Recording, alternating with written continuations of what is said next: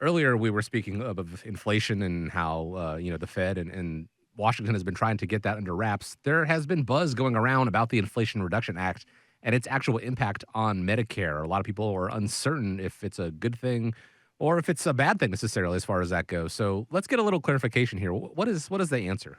Well, you know, that's a tough one, and I know I've said this on the air many times. It depends, right? I mean, how do you answer a question with or answer with a question, right? But it really depends. There is a lot of buzz going on around about this, and I've been asked that very question several times. In fact, I just had an appointment last week, and I was talking a little bit about what to be prepared for in 2025, and they said, well, is that a good thing or a bad thing? So I kind of went through what I've been going through with everybody, and I'm going to take a few minutes to go through that now. Um, a lot of people, if you haven't heard, the Inflation Reduction Act is directly impacting the Part D of prescription drug coverage for 2025. And that's where a lot of people are asking, well, is it a good thing or a bad thing? And it depends on where you're at with your prescription drugs, whether it'll determine if it's a good thing or bad thing. So here's a little bit of information on it. So it is supposed to improve the Part D prescription drug coverage. So insulin is already at a cap of $35 per covered prescription per month. But what is supposed to also happen as a result of the act is they are going to cap, there's going to be a yearly cap in 2025 of $2,000. Okay? Now, what does that mean? Right now, we have what's called the gap or donut hole, and then we have catastrophic. Both of those go away. And you'll have a maximum cap of $2,000 for those people on higher dollar prescription drug coverages in 2025. The other thing that they're doing is they're expanding the low income subsidy program. So basically, it's called LIS, and it's for those people that qualify for extra help under Part D prescription drugs. They're bumping that up to 150% of the federal poverty level. So those are some of the highlights of it. The other thing that they're doing is they are allowing Medicare to negotiate directly with the drug manufacturers to lower the price of some of these high dollar single source brand name medications under the Part B and the Part D prescription drugs. So that's another thing that's really going to be directly impacted.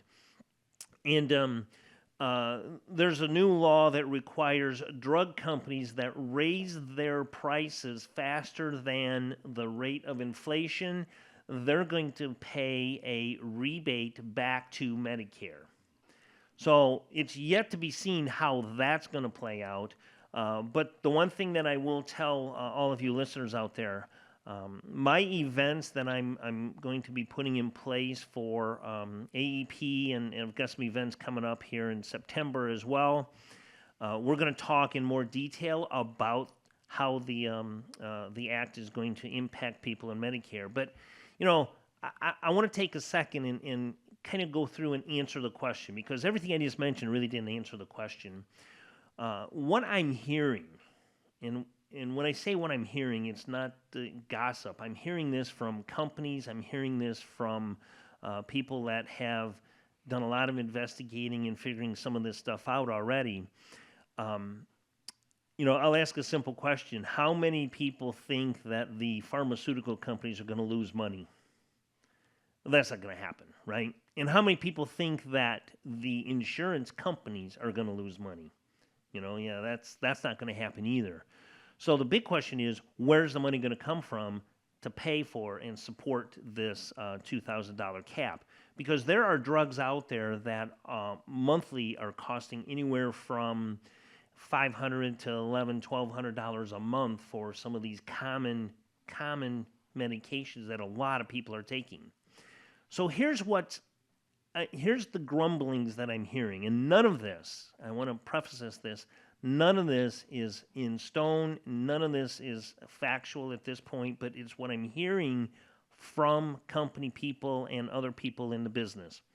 So, if you're on a Medicare supplemental plan or a standalone prescription drug plan, both of those products come with a monthly premium. The intentions and expectations are that those monthly premiums are going to go up. I've already seen some reports on some of these prescription drug plans increasing their monthly premiums for their prescription drug plans. So if any of you listening are on a prescription drug plan, it's a PDP plan, and a Medicare supplement or a Medigap plan, you want to learn more about how you could be impacted, reach out. America's Medicare Associates.com is my website, or arhq.com. You can reach us there. You can sign up for some of our events that we have going on, or you can contact me directly. But so anticipate some premium increases on those products. I know that's going to happen because I'm seeing what's being presented to me for 2025. Okay, so that's well and good. What if I'm not on a Medigap or a PDB plan and I'm on an Advantage plan? Well, an Advantage plan has no premium. So how are you going to increase your premiums, right? I mean, there's no premium, so what's going to happen with that? Well, here's what you could possibly anticipate. All of these companies are required by CMS, the Centers for Medicaid and Medicare Services, to actually have a formulary drug list. This is a list that is put forth by CMS and the companies, and you have to cover a certain number of drugs on that formulary list.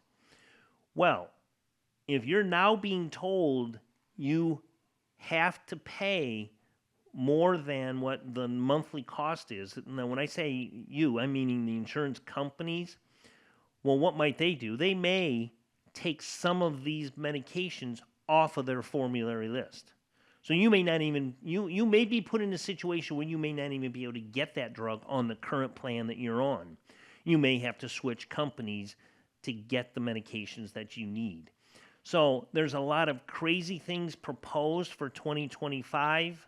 I'm starting to get the, this month, August is when we get the first looks. All of us advisors get to look at these plans prior to the general population out there.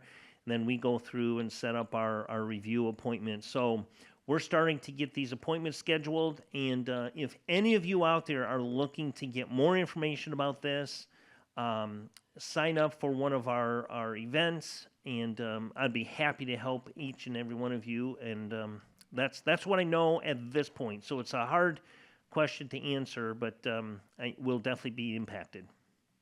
There's a lot of those events coming up with a better understanding of things as you get closer and closer to the annual election period in September. Throughout the area, you can find one that is convenient for you. They'd love to have you out there. Scott and the team at America's Medicare Associates. Just go to arhq.com and click on the events tab for more info.